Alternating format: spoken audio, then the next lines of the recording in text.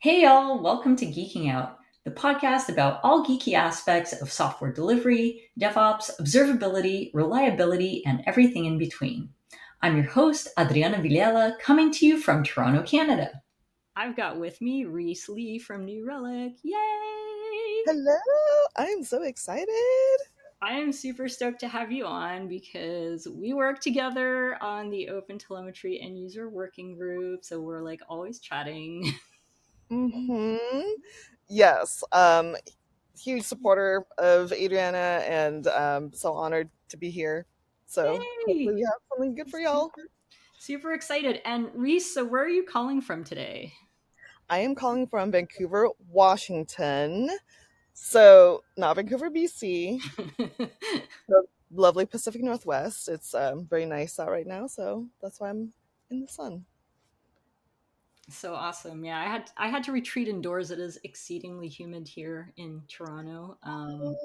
Yeah, Oh. it's like we had a bit of a reprieve from like the excessive heat that's been going around in most places, but the last couple of days have been sweltering. But I don't think I'm any better indoors because like my office is super hot. Oh no. But I can't Yeah. record outside because it's like so noisy. There's like always cars driving by, and I always sit on my front porch when I work outside. So, alas, I can Oh live no. vicariously through you. Yes, for now. It's funny. It's been a pretty mild summer. We've even had like a couple like overcast slash rainy days.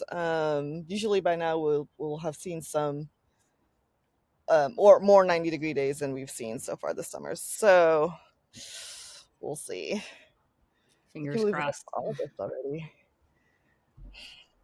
Well, I guess yeah, we still have more hot days ahead. So sorry.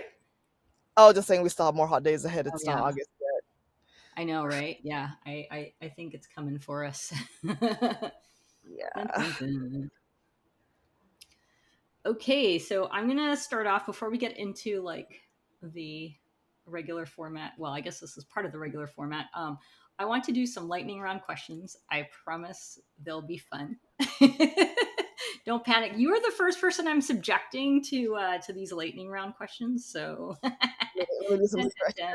You have the stretches. distinct honor of being the first person I'm recording. So, yay! Let's go. So I'm testing out my format on you. Okay, question Okay, number one. Are you a lefty or a righty? righty. Are you iPhone or Android? Android. Mac, Linux, or Windows? What's your preference? Not what you work with, but what you would prefer to work with. Mac. All right.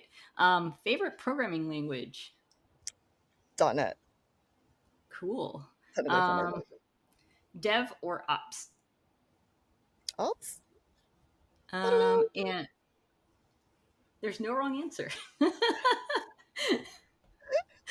And final question. Do you prefer to consume content through video or through blog posts?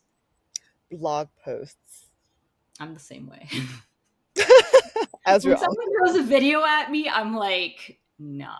Yeah, I like to be able to like read it and see the words. And sometimes, people just either talk too fast or they talk too slow. Yeah. Exactly. It's like sometimes I can read faster than they can speak, so it's like let's get on with it. And then you can skim. Yes. Yeah. Yes. Yeah. And then depending, sometimes they have like, weird, they do, they try to do like funny little things, which is fine. But sometimes I'm like, I just need the info. I don't have time for 20 seconds of you being silly. It's true. It's true. I know. I keep thinking that too. Like whenever I read blog posts, and sometimes I have a lot of preamble in my blog posts, so then I feel guilty for doing it. But I'm like, I think somebody somewhere enjoys this. But for those who don't, I have clearly marked headings so that you can skim to the goodies.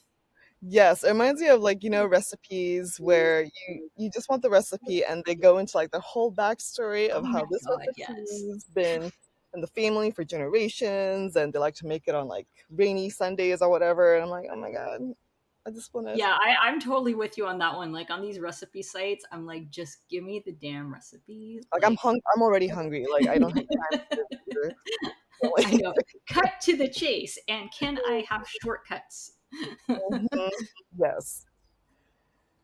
What do Yes. I need Well, to buy from the grocery store? Yep. yeah, exactly. Well, there you go. You survived my lightning round of questions.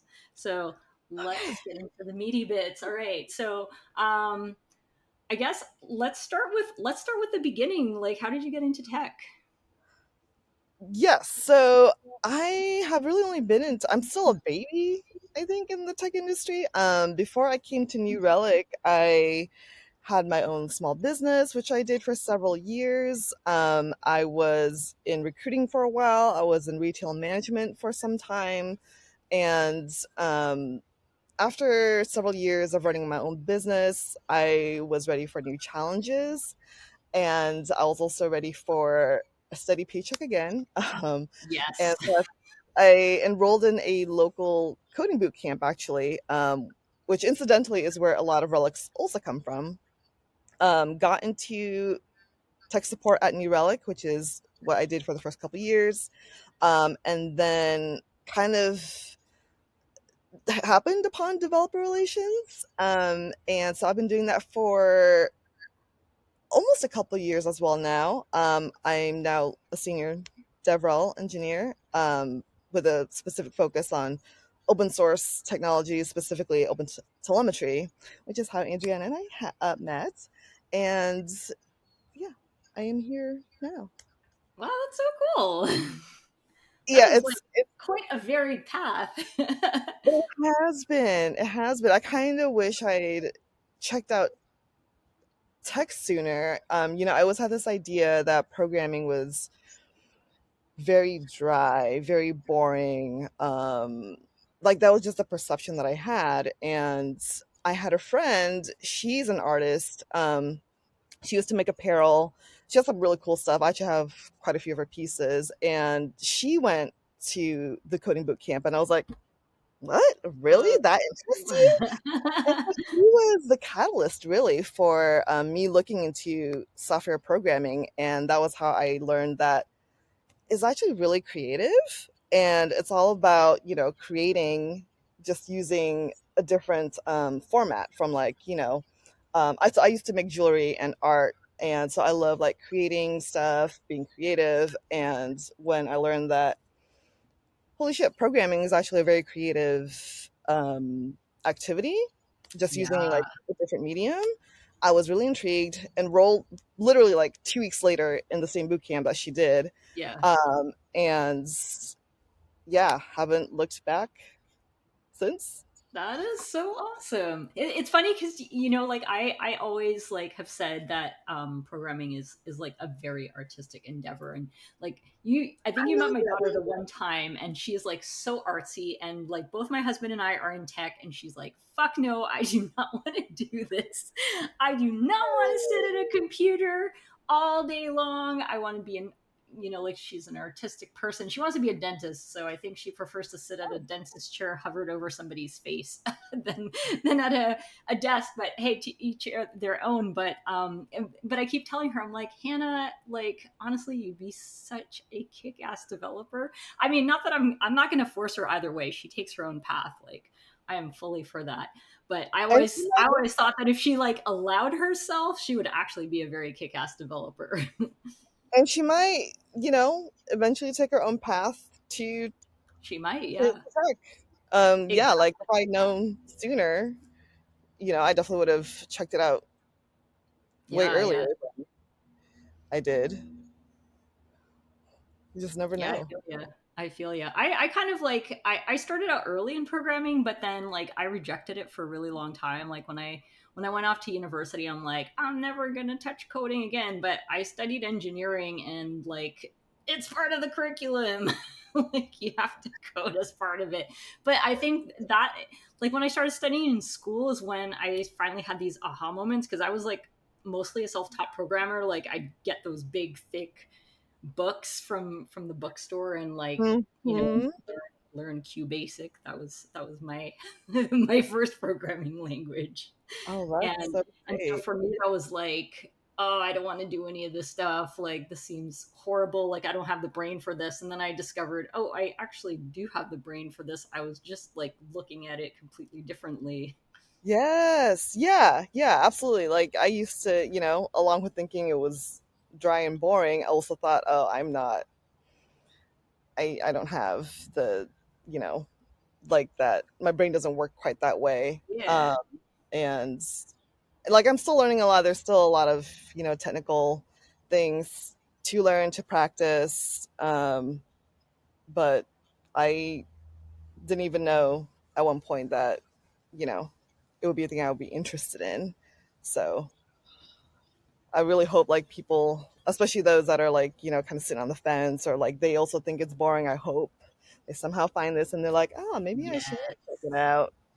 Let them be inspired. Yeah, Mm-hmm. totally. So your business before you went into like you took the coding boot camp. So you were selling like jewelry, you said? Yeah, so You're making your there's own? really two small businesses that I was running. One is Chubby Animal Illustrations. It was mostly like fat cats. Um, and I also had brass and gemstone jewelry that I would make.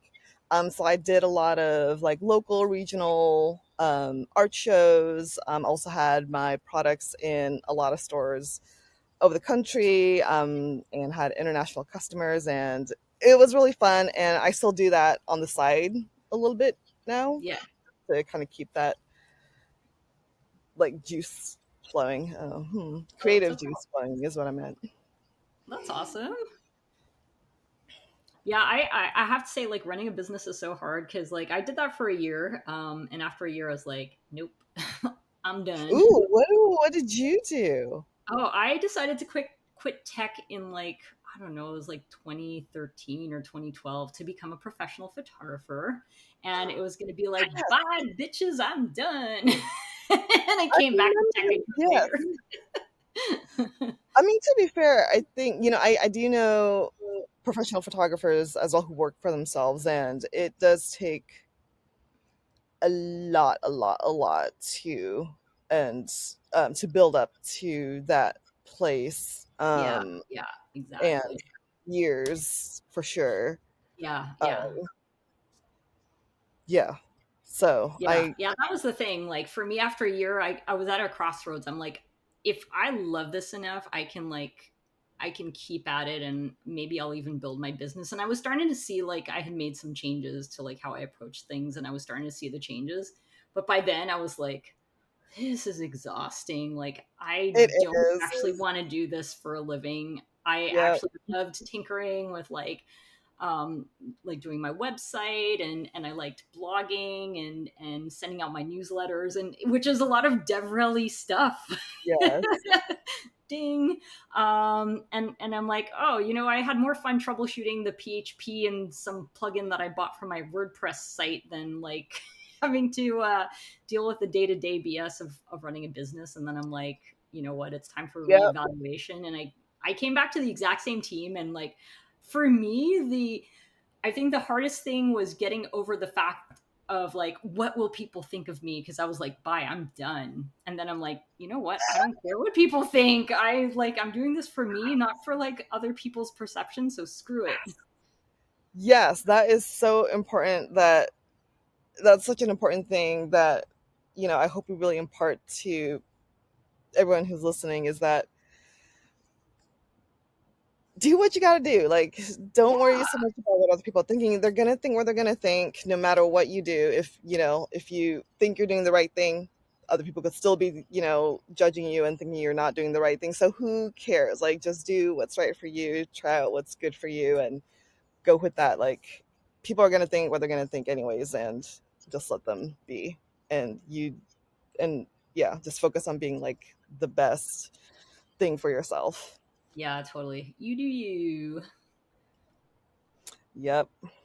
So what made you sort of decide like you wanted to put a pause on the I guess they weren't side businesses at the time, the actual businesses, to like shift over to like to do this boot camp? Like I know you said you were inspired by your artist friend who was doing this boot camp, but what kind of made you sort of like take a step back and think, maybe I need to change? I think, well, kind of like, to what you said, like running your own business is hard. Like, there's definitely a lot of great perks. So, my work schedule was almost whatever I wanted. I would just obviously have to, make sure for the shows that I wanted to do, have those scheduled, and make time to make the products for those shows. Yeah. But there's and the landscape has changed so much too since I was last like really in it with like social media. A lot of people run their businesses online fully as artists, and that can still be really hard because of, the algorithm and like, oh, now Yes. Instagram wants you to do reels, and you don't really want to do reels. You just want to take Yeah. photos of your Yeah. products, Yeah. Yeah. which as a consumer, I prefer sometimes to just look at photos because not everyone's good at doing videos, and I have to Yes. rewatch if I have to rewatch a video 4 times just to see the products, that is so annoying. Yeah. So the landscape's changed a lot, and of course, the pandemic. I think things are kind of getting back to normal. But I went to the boot camp in 2019, which is a year before everything Oh shut my down. And so, god. yeah, so timing wise, it was really interesting because, all of a sudden, like the markets were like, can we be open? Should we not be open? But people need to, you know, depend on this for the livelihoods. We don't know what to do. And so I viewed it as like a very serendipitous time for me to have made that change, because by that time everything shut down. I was already at New Relic doing tech support, and seeing my artist friends kind of like trying to figure all that out. Yeah. I felt very grateful, and to answer your question, um, yeah, I have been doing it for several years. I really enjoyed it, but it is definitely a huge grind. If you're not working, you're not making money a lot of the time. Like there's online sales and stuff, but you still have to like promote. Make Yes. sure your products get seen. It's a lot, and It's a hustle. paying the hundred something bucks a month for health insurance was starting to get real tiresome. Oh yeah. Um, Yeah. Yeah. yeah, so I was also thinking I just want to try something new, look for some new challenges, and get into something I've never done before. And so I also viewed my friend's trajectory as very opportune because it led, directly to my timing of, my switch and everything world events happening. So very grateful. And for anyone who's listening, if you're thinking about trying a new career, um, do it. Just Yeah. try it out if you can and see if you like it or not. Yeah, I totally agree. I mean, if you're in a position where you're like, I can afford to check this out for like a year and see how I feel, like absolutely go for it because there's always going to be an excuse, right? To not try. Yes. Yeah, I think, a lot of people think, oh, I got to do this and this. And like they have this laundry list of things to do before like they're ready. And oh, I saw this meme that I think will illustrate this point more. And I'll send to you so you can like put in your show Cool. notes or something. But it was something like confidence doesn't come from being ready. You have to take action to build that confidence. Um, if that makes sense. Yeah, yeah, yeah. It makes sense. I So like, think like I think it's like one of those gradual things, right, that builds up. Like yes, and okay, okay. Don't wait until you feel confident enough to act. Your nice, nice. confidence builds as you take action. Yeah, that's perfect. That's perfect. I love it. That was the thing. Yes, I messed it up, but that was it. That's awesome. Words to live by. Yeah, I screenshot it because I was like, Oh, cool, hmm, cool. I'm going to share this with people. Yeah, And well, I want to put that in the show notes. That's awesome. I will send that to you. Cool, cool. Now I'm beholden to including these in the show notes. Dun, dun, dun. Cool. So, so you mentioned like your journey into tech, and then so you started in tech support once you got like your first tech role, and then what brought you into DevRel, and then specifically like OpenTelemetry? Oh, man. So I really enjoy tech support. And there's aspects of it that I miss, even like solving, just like spending time trying to figure out these technical problems that, our users are having. I really enjoy that piece of it. I do still get to do that a little bit in my current role. So I've been doing tech support for a couple years. I knew I wanted eventually to explore beyond tech support, and at most tech companies, there's so many different paths you can check out, right? Yeah, Software engineering, product management, technical training. There's so many other paths also that I was not even aware of, like program management, talent acquisition. And so I knew I wanted to try other things. I hadn't decided on one route specifically. And so I was just really open at the time to just seeing what was available and looking for opportunities to add to my skill set here at New Relic. Um, I didn't know anything about developer relations, did not even know it was a thing. There were two engineers that I had worked with in tech support. They worked on the .NET agent, and both of them reached out to me separately about this new role that was on their team. They were on the OpenTelemetry team.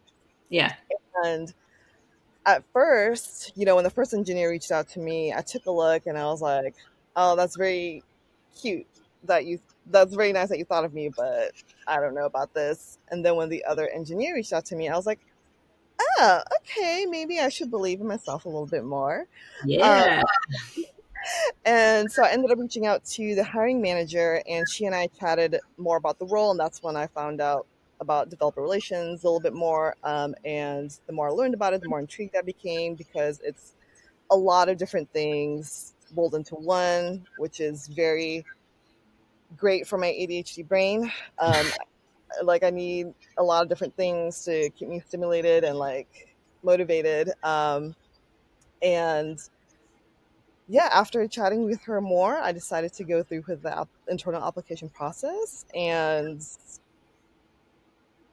I was hired on. And that was when I like really dove into OpenTelemetry and like learned more about what it is exactly, what it means for observability, like moving forward, and landed, in the OpenTelemetry end user working group, which is how I met Adriana. yeah. And yeah, it's been a wild ride. I've since, published several blog posts. I've spoken in front of a live audience of hundreds of people, which I used to be extremely, extremely shy. Like even in college, I had trouble speaking in front of the class and would need my professor to help me because I was extremely shy. And so the fact that I have now spoken on technical topics in front of like hundreds of people is amazing to me. And you're a And great speaker. I can vouch for that. I remember attending two of your talks, and I'm like, damn. thank you. Oh my god, that means so much coming from you, because I don't know if y'all have seen Adriana's talks, but she is awesome. Her slides Oh, are thank amazing. you. Yeah, so oh.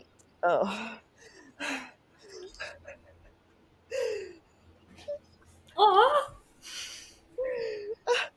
And hopefully we can do a collab talk at some point.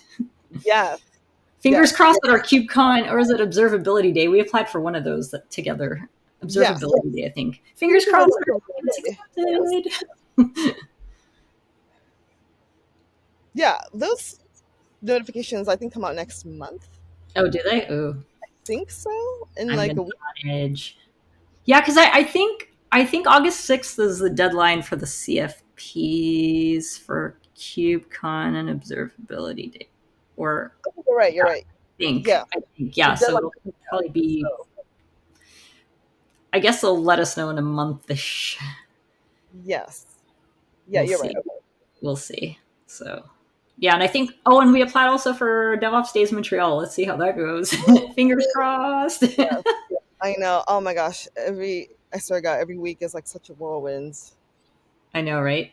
I Honestly, CFPs are so exhausting to do. Like, and I guess for our listeners who aren't familiar with the term, CFP is call for proposal, right? Usually, yes, that's what it yes, stands for. Yeah. So yes. it's like when when there's a conference or whatever, they put out a CFP, so you have to fill out an application for speaking. Like it's basically a proposal for a talk, and if they like you, then you get to talk. But it's a lot of work to put together a CFP, and like every conference has its own nuance. So then you have to like, tweak it for their specific ask, and then like they'll limit the number of characters for a certain Oh, description. So then you like write this beautiful thing and it's like, I'm sorry, you're over by 100 characters. You're like, fuck. yeah, What? yeah. Although I have found usually for me it's easier to have more and then subtract versus like, oh, I might not Yeah, have need to add more. But yes, it's a whole project in itself. I Like know, it's so time submitting sucking. proposals. And then when you get rejected, it's like, they don't love me. What's wrong? And then yeah, trying to come up with topics that that I think are timely, relevant, interesting, not just to the audience, but something that I might want to learn too. Oh man, Yeah, it's a exactly. whole thing. It's a whole thing.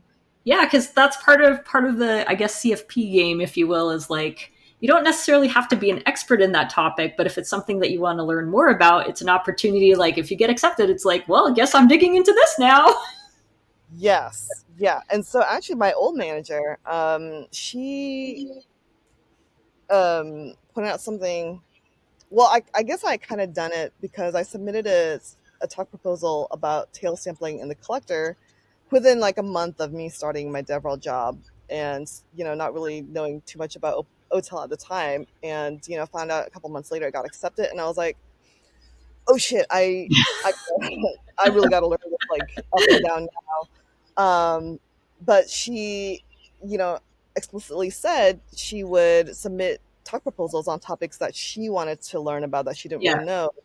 And I was like, that is what I did without knowing it. And it's such a great idea to make sure you have time to learn something that is, yeah, your totally. job, and like that you can like now teach to other people.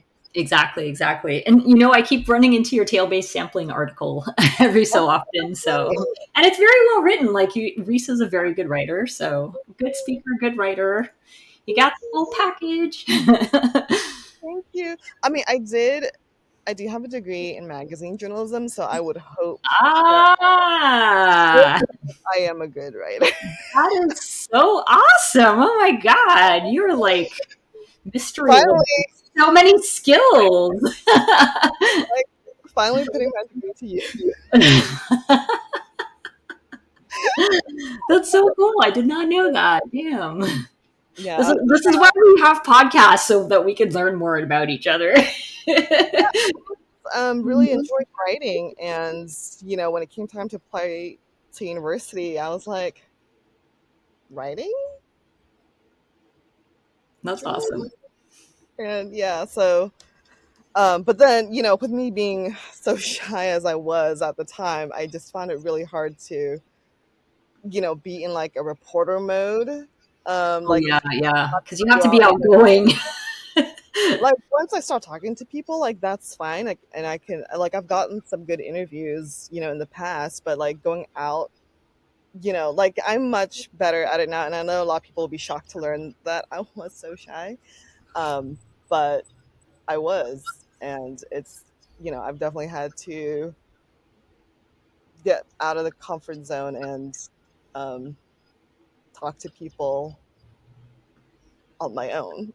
Yeah. Well, especially when you're running your own business, like you got to promote yourself. Like that's what I found scary about running my own business, where I'm like, oh God, because I'm the same as you. Like I am mortified of talking to most people. Like when I was a kid, even like asking, going up to like an information desk at a mall was like, it took me half an hour of convincing myself, okay, I can talk to this person, and forget talking on the phone. Like that is a mega phobia of mine. So like, but to run your own business, you have to be like, you have to put all that aside and just like suck it up and do it. And I do feel like for me personally, it helped a lot. And it sounds like for you as well. 1000%. Oh, other things that have helped along the way too, being in retail management and just, Oh yeah. people feeling like they can just come up and say whatever they want to you. Oh Um, geez. and, I worked in recruiting for a while for an agency. And so I did a lot of cold calls, Oh which geez. you have to get That's scary. you have to get over that real fast as well. Yeah, And yeah, so yeah. yeah, it's been interesting, like post college, like just been, putting myself in these situations where I'm like, okay, I have to I have to talk to people. And Well, it paid off. yes, yeah, and so now, speaking live in front of like 500 people, like, yeah, oof, it's been, Yeah, like CubeCon EU, you had quite the audience for your metrics talk, yes, and it was a yeah, good talk. thank you, You're thank you, welcome. yes, So, we're almost at time, but I did want to spend a little bit of time talking about the OTel end user working group. oh I yes, figure we should always promote the fun things that we do. So yeah, why don't I let you explain what it is and the cool things that we do? yes. So the open telemetry community, I'll just take a step back a little bit. So the open telemetry community, like I think a lot of open source communities, is made up of many special interest groups or SIGs, as well as working groups or WGs, but I guess we can just say working groups, that uh, all have specific purposes to develop the community and the technology that it's part of, right?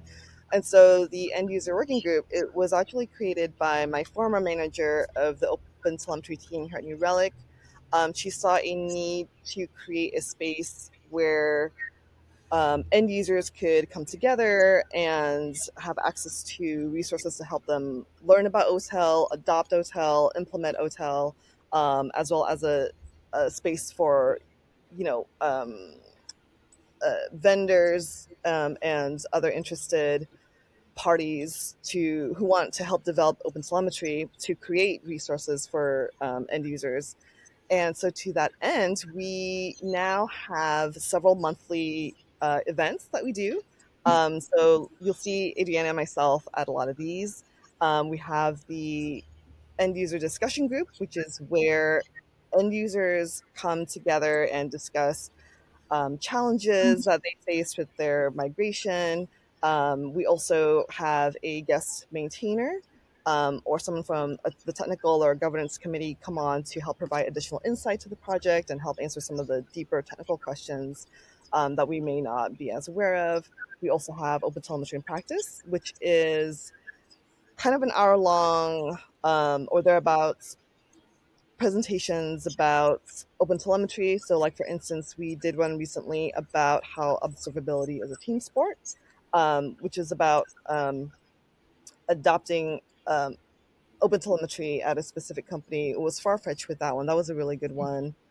We had someone come on and talk about what distributed tracing is and how to do it with OpenTelemetry. So that's two. We have another one, which is the end user Q&A / interview slash feedback session. It's kind of all those things. And that's where we sit and chat with an organization who is adopting or has adopted and implemented OTEL in their organizations, and we find out, why did you decide to migrate to OTEL? What are the challenges that you face? Like, how did you migrate? Because a lot of end users are interested in that. We also do blog posts, which from some of these events that you can see on the OTEL blog. Um, Ooh, we also have a community survey that anyone Yeah. is welcome to take and share, whether you are just kind of starting out in OTEL or you have already implemented OTEL in production. We are always looking for ways to improve the project. Oh, and that was one thing I forgot to mention at the beginning, which is one of the goals of the end user working group. So besides being a space for end users and developers of OTEL to come together, we also want to create and maintain a constant feedback loop from end users to maintainers, with the ultimate goal of improving and advancing the project. So these are the activities that we started and are doing like pretty much every month, to meet those goals. And so that's why feedback is so important to us. Connecting with end users is so important to us. And if you have an OTEL story to tell, we would love to hear it. We know other end users would love to hear it. And so I know Adriana will get all of these in her show notes about how to get in touch with us and stuff. So I will uh, get that to her. And yeah, I feel like there's other stuff that I might be forgetting, but those are the Feel main like you ones. got the main ones. Yeah, yeah, yeah. And it's I do feel like we like you said, we do blog post summaries of some of these events, and then we also put up some of the videos for these, because that way we cater to our video lovers and our blog lovers alike, which they if they're I find that they're usually very well received. Like whenever I post them on socials, like people really seem to enjoy the content. So it makes me really happy that even if you're not able to actually attend the session, you can Yes. still benefit from it after the fact.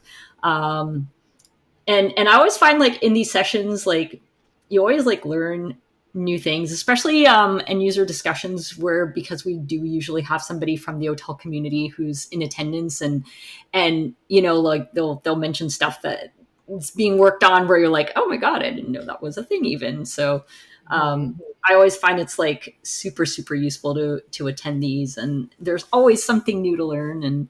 And then there's like people with really gnarly ass use cases for OTEL, like sharing like some of the questions that are asked. I'm like, oh my god, this is awesome. I did not Yeah. know about this. Yeah. And so if you're interested and you don't feel like you have specific questions, but you just kind of want to listen in, please feel free to do so. Like, there's no obligation for you to ask questions if you don't really have, if you just kind of want to sit in and learn and don't even know what questions you might want to ask yet. Yeah, yeah, so true. It's such a great learning opportunity, and I know like people always like will tell me after the fact too that they always get so much out of these sessions. So if you're an open telemetry fan, highly recommend. Yes, and then you can come chat with Adriana and myself Yep, yep. all the time. And oh, and we've got our third co lead as well, Rin, who also they've been doing they did a lot of the hotel in practice in the past as well, and a lot of organizing. Like there's a meetup group for hotel end user working group, so I know they're always like keeping that up to date. Tons and tons of stuff that we work on behind the scenes, and like there's three of us running this thing, and there's like so much work to do. Yeah, But it's good. It's good. It's good that there's stuff keeping us busy, because it means that there's demand from the community. yes. And it's also a great way, if you want to contribute to the community, but not necessarily with code contributions, we could always use help with content creation. Oh, there is one more thing. The YouTube channel, the Hotel YouTube channel. Yeah, yeah, yeah. That's right. Yeah, that's where we post our videos after. Yeah, we edit them so that they're not like boring. Adriana does a fabulous job with that. But yes, we are going to try and do more with the YouTube channel as well, with creating content. Yes, yes. Yeah, content creation, especially video, is like so much work. Oh my god.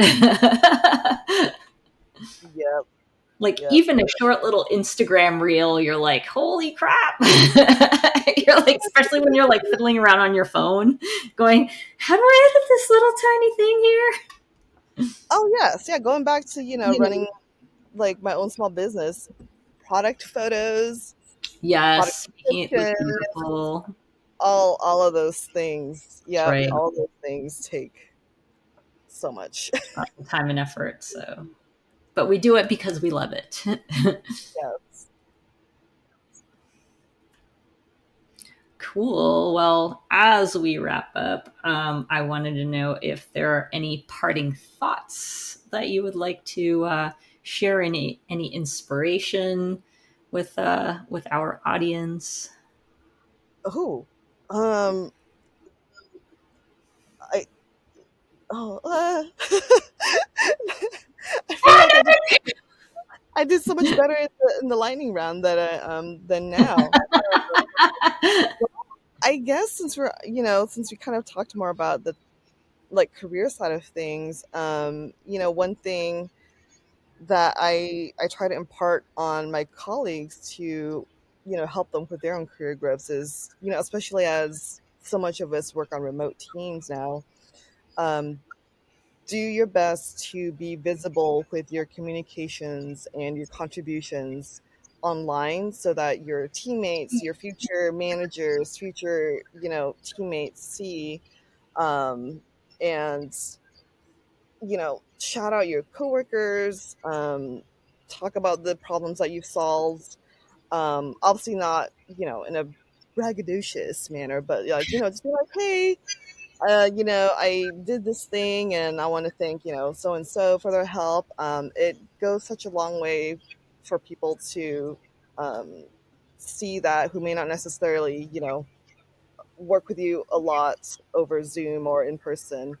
And that has really helped me with my career growth here is being very visible in my online communications, and yeah, from that I've had people reach out to me about internal opportunities, and um, so I really want to encourage people to be as visible as you can.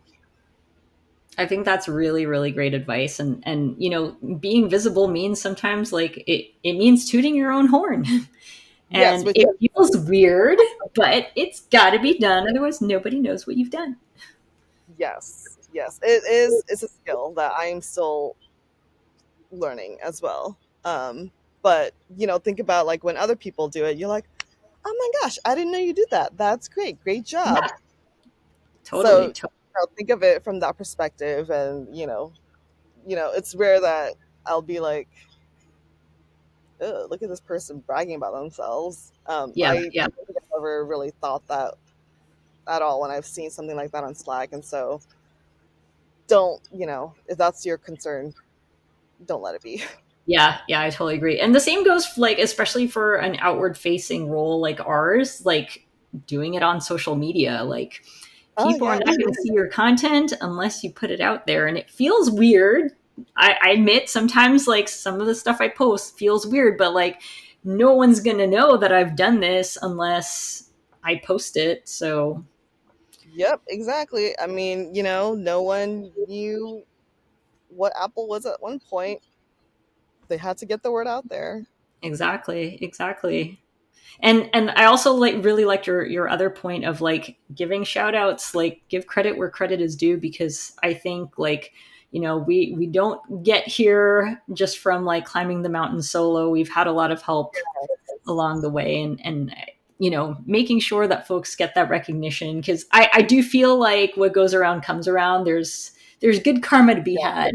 Paying it forward, I think, goes a really long way. Yes, 100%.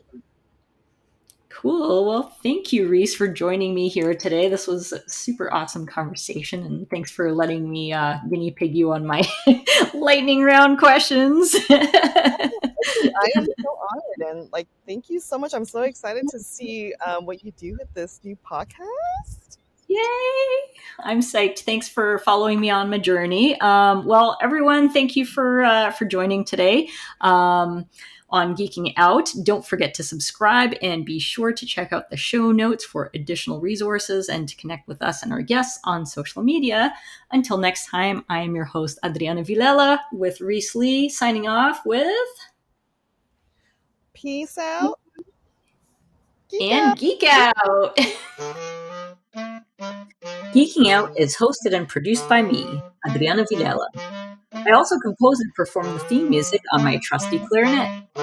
Geeking Out is also produced by my daughter, Hannah Maxwell, who incidentally designed all of the cool graphics. Be sure to follow us on all the socials by going to bento.me/geekingout.